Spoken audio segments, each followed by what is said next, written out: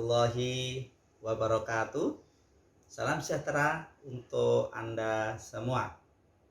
Peserta pembelajar, selamat berjumpa lagi dengan saya, Saifuddin Zuhri, dalam kajian Sosiologi Komunikasi.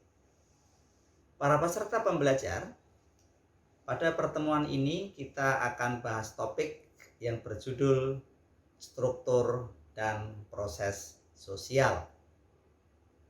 Nah, para peserta pembelajar, sosiologi selalu membahas tentang masyarakat dengan berbagai aspeknya, dimensinya, gejala-gejalanya. Termasuk di dalamnya, di dalam kehidupan bersama yang disebut dengan masyarakat itu, ada yang disebut dengan struktur dan proses sosial. Untuk mengkaji topik ini, kita akan mengupas konsep yang disampaikan oleh pemikir sosiologi paling kawakan dan bisa disebut sebagai bapak sosiologi, yaitu Auguste Comte. Nah, menurut Auguste Comte, ada dua bentuk sosial dalam kehidupan masyarakat, yaitu yang disebut dengan social static dan social dynamic, atau statika sosial dan dinamika sosial. Nah, di dalam statika sosial itu ada berbagai unsur. Di antaranya adalah kelompok sosial, lembaga sosial, dan stratifikasi sosial. Sedangkan di dalam dinamika sosial, ini terkait dengan perubahan sosial. Nah, biasanya di dalamnya terdapat proses-proses sosial, perubahan sosial, dan interaksi sosial itu sendiri. Nah, mari kita pelajari satu demi satu peserta pembelajar. Pertama adalah soal struktur sosial. Nah, di dalam kehidupan masyarakat tentu ada entitas-entitas, ada lembaga-lembaga yang begitu establis di mana anggota masyarakat subordinatif di dalamnya. Nah, struktur sosial masyarakat ini ada yang disebut dengan kelompok sosial, lembaga sosial, stratifikasi sosial, mobilitas sosial, dan kebudayaan. Bagaimana satu persatu penjelasannya? Pertama adalah kelompok sosial. Apa maksudnya? Kelompok sosial itu adalah sebuah himpunan kehidupan bersama di dalam masyarakat atau kesatuan-kesatuan manusia yang umumnya secara fisik relatif kecil yang hidup secara guyup. Jadi adalah sebuah kelompok, sebuah perhimpunan di mana anggota-anggotanya menghimpun jadi satu kesatuan di sebuah tempat, kemudian saling berinteraksi. Nah, tentu saja ini prosesnya adalah berasal dari naluri manusia itu sendiri. Sebagaimana yang sering saya singgung, manusia adalah makhluk sosial. Untuk memenuhi kebutuhan-kebutuhan hidup dia butuh orang lain. Itulah kemudian secara naluriah terdorong orang harus berinteraksi dengan orang lain. Nah, dalam proses hubungan dengan orang lain untuk memenuhi kebutuhan hidup, untuk mengejar kepentingannya, cita-citanya, itulah kemudian orang harus saling berinteraksi. Nah, dalam proses interaksi inilah kemudian orang harus sanggup melakukan adaptasi, penyesuaian, karena antara satu dengan orang lain pasti memiliki keragaman dan perbedaan.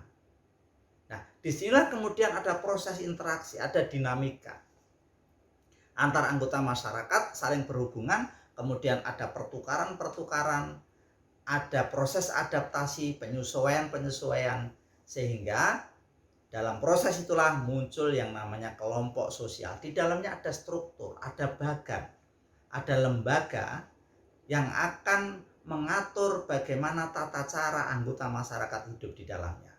Itulah kemudian manusia berhimpun di dalam lembaga-lembaga sosial itu atau kelompok sosial. Itu pertama.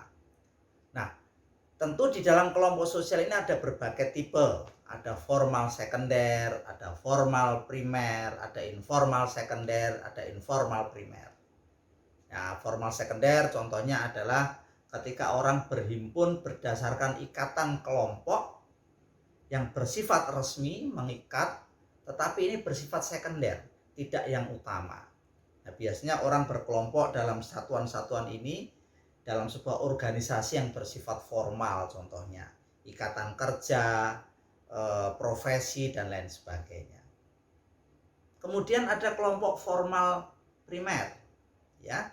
Orang berkelompok lebih pada ikatan-ikatan kekerabatan, kekeluargaan. Ada informal sekunder, orang berhimpun, berkelompok, ya, lebih pada hubungan-hubungan persahabatan, ya. Kemudian ada informal primer.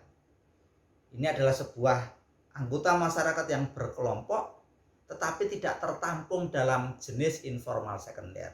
Mungkin berawal dari sebuah persahabatan, tapi semakin meningkat intensitasnya dan kedalamannya sehingga melebihi dari sekedar persahabatan. Nah, itulah contoh-contoh dari tipe kelompok sosial. Nah, berikutnya kedua adalah lembaga sosial. Tentu di dalam kehidupan masyarakat, di dalam himpunan itu terdapat yang namanya lembaga sosial, pranata sosial, yaitu sekumpulan tata aturan yang mengatur interaksi dan proses-proses sosial di dalam masyarakat sehingga tercipta ketertiban sosial atau social order. Kita tahu bahwa di dalam kehidupan masyarakat antar kelompok saling berinteraksi. Nah, dalam proses interaksi inilah, dalam saling keterhubungan ini muncul kebiasaan-kebiasaan. Dari kebiasaan ini membentuk pola, ya. Sehingga apa? Kebiasaan itu akhirnya melembaga, menjadi pranata, ya. Karena ini sudah menjadi pranata, sudah menjadi pola, maka anggota masyarakat yang berada di dalamnya yang saling berinteraksi itu akhirnya pranata itu membentuk perilaku. Nah, perilaku pranata yang membentuk perilaku inilah kemudian dijadikan acuan setiap anggota kelompok supaya menaati pranata-pranata tersebut, ya. Seperti kalau di dalam masyarakat tradisional ada adat istiadat, ya, ada aturan, ada norma di mana anggota yang berada dalam himpunan itu wajib menaati pranata-pranata tersebut. Berikutnya adalah stratifikasi sosial, ya. Di dalam lembaga sosial itu ada yang namanya jenjang, ya. Ada namanya lapisan-lapisan. Nah, yang dimaksud dengan stratifikasi sosial adalah struktur sosial yang berlapis-lapis atau bertingkat di dalam masyarakat. Maka ada namanya kelas atas, ya, kelas menengah, kelas bawah, ya. Jika ini diaplikasikan dalam proses produksi contohnya, pola produksi dalam masyarakat kelas atas tentu akan berbeda dengan kelas menengah. Kelas menengah akan berbeda dengan kelas bawah dan lain sebagainya. Nah, ini tentu nanti berimplikasi dalam banyak hal. Pola komunikasinya berbeda, kulturnya berbeda, kemampuan ekonominya berbeda, jaringannya berbeda. Ini semua ditentukan yang namanya stratifikasi sosial. Nah, dasar pembentukan kelas atau stratifikasi sosial itu bermacam-macam, ya. Orang diposisikan dalam kelompok stratifikasi atau lapisan tertentu bisa ditentukan banyak faktor, ya. Contohnya karena ukuran kekayaan. Maka semakin kaya ada kelompok yang disebut dengan kelas elit, ya. Karena akumulasi modal, maka dia membentuk kelas tertentu, orang kaya. Kemudian orang stratifikasinya berdasarkan ukuran kepercayaan, trust, ya. Dia dipercaya di masyarakat, memiliki ilmu tertentu, ya, kewibawaan tertentu dan lain sebagainya. Maka dia akan memposisi dalam sebuah status yang khusus. Orang juga bisa stratifikasinya berdasarkan besaran kekuasaan, ya. Ada penguasa, ada rakyat, ada pemimpin dan lain sebagainya. Kemudian ada ukuran kehormatan, ya. Di dalam masyarakat kita ada individu-individu tertentu yang menduduki posisi tertentu lebih karena karisma yang dimiliki, ya. Atau berdasarkan ilmu pengetahuan dan pendidikan, ya, seperti di dalam kelas ini, ya. ada stratifikasi ya berdasarkan stratifikasi akademik ya. Ada S3, ada S2, ada S1, ada dosen, ada mahasiswa. Nah, itu adalah contoh-contoh dari stratifikasi sosial. Nah, kemudian di dalam statika sosial itu ada yang namanya juga mobilitas sosial ya. Namanya manusia berkembang ya, potensinya berinovasi, ada kreativitas ya. Begitu juga di dalam masyarakat. Ada dinamika-dinamika, ada perkembangan-perkembangan, ada perubahan-perubahan. Nah, inilah yang disebut dengan mobilitas sosial. Ada 3 jenis mobilitas sosial tersebut. Pertama disebut dengan social climbing, yaitu ketika anggota masyarakat atau kelompok melakukan atau terjadi perubahan yang bersifat ke atas. Nah, contohnya asalnya dari kelas biasa saja, kemudian tiba-tiba oleh proses tertentu dia mendapatkan harta yang sangat banyak. Kemudian naik kelasnya dari kelas bawah menjadi kelas atas. Nah, seperti baru-baru ini ada fenomena di mana sebuah desa yang memiliki tanah yang luas, penduduknya kemudian ada proses jual beli, ada ganti untung, tiba-tiba mendapat rezeki yang sangat banyak, kemudian menjadi uang yang sangat banyak, kemudian beli simbol-simbol modernitas, rumah yang bagus, perhiasan, mobil dan lain sebagainya. Naik ya, social climbing.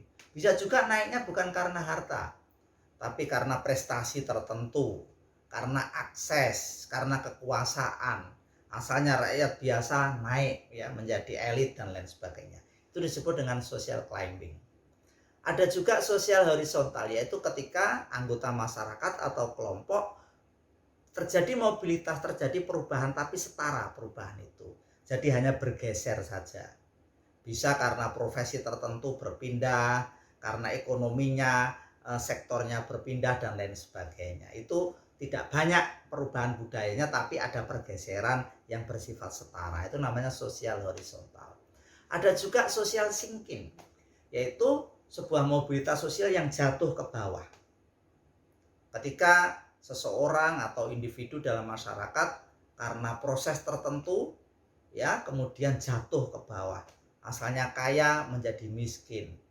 Asalnya berkuasa kemudian hilang kekuasaannya. Nah, ini namanya social sinking. Ketika mobilitas sosial turun ke bawah ya. Adalah gerak perpindahan dari suatu kelas sosial ke kelas sosial lainnya. Nah, ini sering terjadi di dalam masyarakat. Nah, kemudian berikutnya adalah soal kebudayaan. Banyak definisi tentang budaya sangat kompleks ya. Di antaranya yang dikemukakan oleh seorang ilmuwan antropolog dari Indonesia yang sangat populer, Kuncoro Ningrat. Budaya itu sangat kompleks ya. Dimulai sejak dari ide-ide, gagasan-gagasan, kemudian aktivitas itu sendiri, dan kemudian budaya dalam bentuk yang bersifat material atau wujud ya. Jadi kebudayaan merupakan produk dari seluruh rangkaian proses sosial yang dijalankan oleh manusia dalam masyarakat dalam segala aktivitasnya. Nah, ini termasuk bagian dari statika sosial di dalam masyarakat. Nah, itulah para peserta pembelajar apa yang dikemukakan oleh Auguste Comte mengenai statika sosial. Sejak dari struktur ya dan lain sebagainya hingga kebudayaan terakhir tadi. Nah, berikutnya yang kedua adalah proses sosial. Di mana di dalam masyarakat itu terjadi dinamika, terjadi perubahan-perubahan dan lain sebagainya. Nah, meliputi apa saja proses sosial tersebut? Nah, sebelumnya peserta pembelajar, mari kita pahami dulu apa yang dimaksud dengan proses sosial.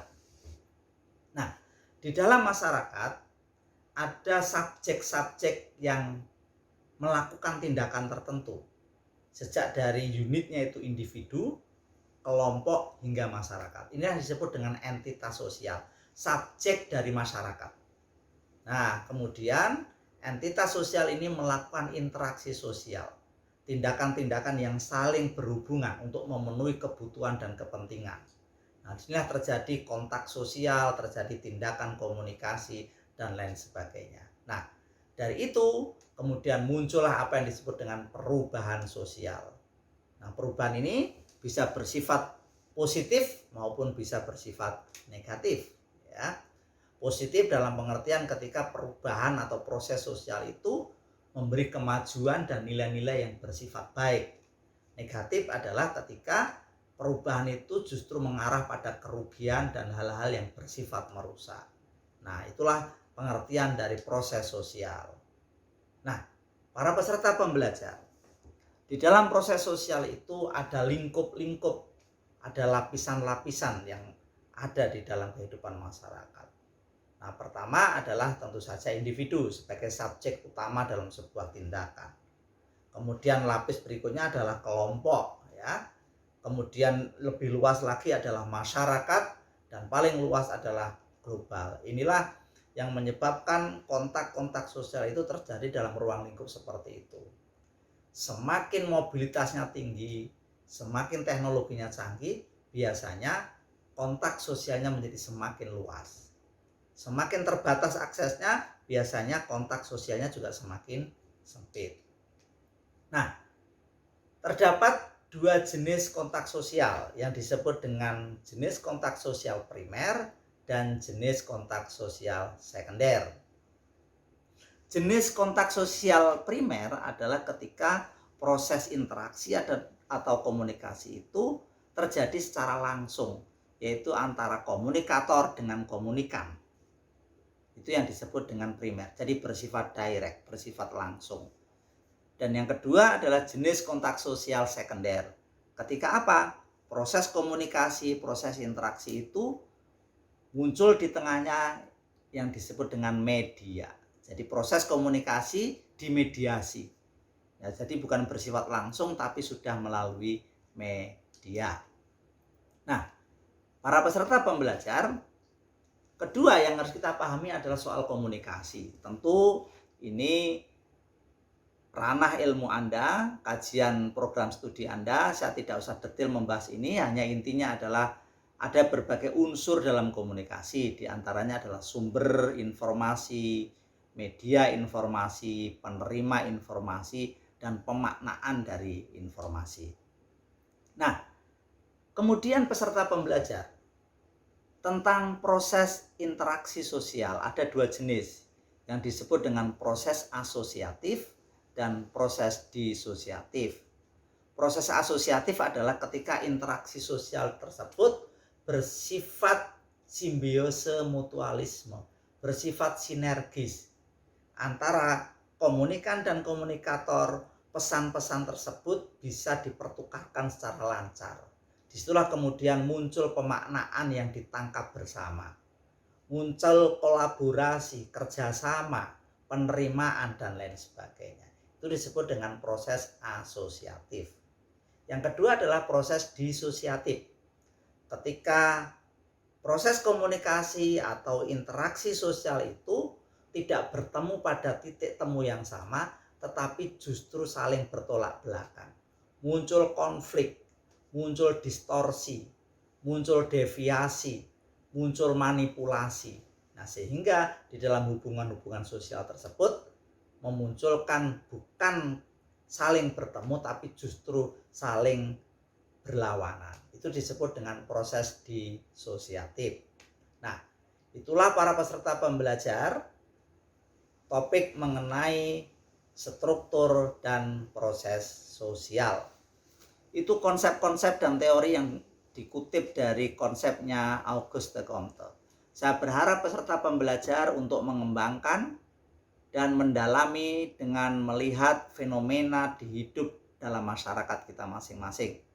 Saya kira kita tidak bisa keluar dari masyarakat kita masing-masing dan kita harus jeli serta peka terhadap fenomena yang muncul sehingga konsep-konsep yang kita pelajari tersebut bisa kita aplikasikan dan bisa kita gunakan untuk menganalisis fenomena yang mengemuka.